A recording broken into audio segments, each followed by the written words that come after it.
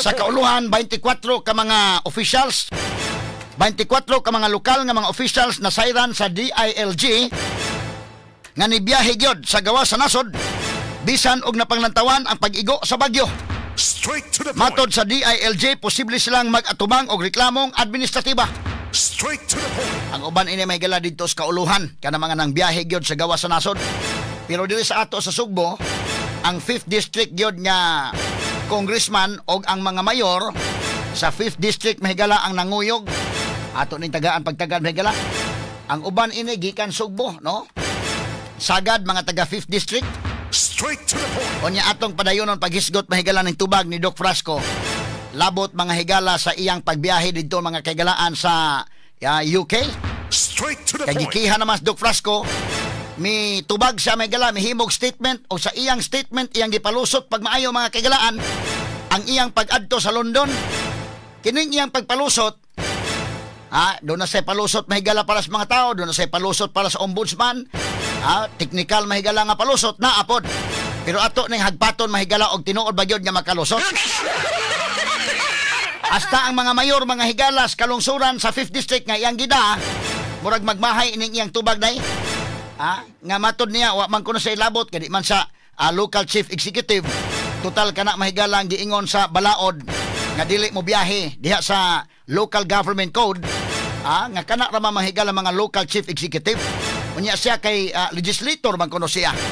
Matod pa. So naning kamot naglusot si Frasco. Bahala na mo mga mayor ha. Iyahay na lang sa tagpangatarungan ron. Mo ni tao mahigala nga Kalipay, Kuyog, sa Suroy-Suroy, Kuyog, pag-abot sa mga piit na, biniyaay na mga higalag taman sa ginhawa. Kamo na lang bahala. Malagmit mahigala si Frasco by technicality, malagmit nga makalusot siya. Pero sa mga tao, medyo lisod-ilusot. Apan ang problema, ang mga mayor, medyo lisod-ilusot ng kalakiha kay islaman mo ang mga local chief executives.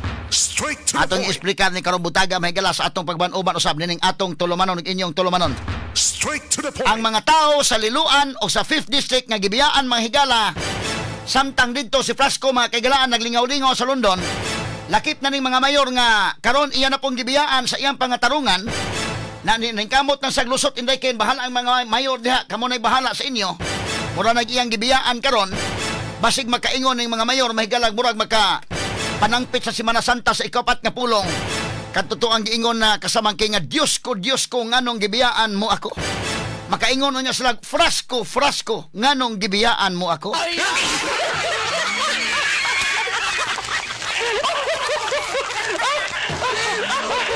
Ato ni pagtagad mga sukin tig paminaw. Pag-abot pa gyud nangaway pang Governor Pambari 4. Pero karon matod pa ni po sa Frasco murag di na magkalikayan dahil kay nagagubot naman ang mga tao dito. Iya man giidan asa ng probinsya. Padadaan bitong Governor Pambari 4 og mga heavy equipment. Padadaan dito para mamutabang, di babagan sa kawa kuno permit. Ang mga tao naman gimusukol day. Wa nay nahim si Frasco o kundili ang pag-acknowledge na lang sa mga tabang nga gikan sa probinsya. Kana mo sakto, Doc Frasco og at sa ang kanabang ko ikaw mo inadiha paningkamot nga bisag kinsay makatabang national government ang probinsya nga willing mo tabang ay pagbabagi. Kaya otherwise ang mga tao day pangayuan nagpermit, no? Pangayuan og kuan ko ipa-register pa kuno. Sa i-register nagdinalian na diha. Daghan pag kuti-kuti porbida, Ang mga tao maunay musukol. Ang mga tao na mahigala maoy ni alsa, Bahalag mag-away mo diha basta ayaw mig apila. Matod pa sa katawhan, tagantanig pagtagad nga buntaga mga kaigalaan sa atong pagawan-uban usab nining atong tulumanon inyong tulumanon.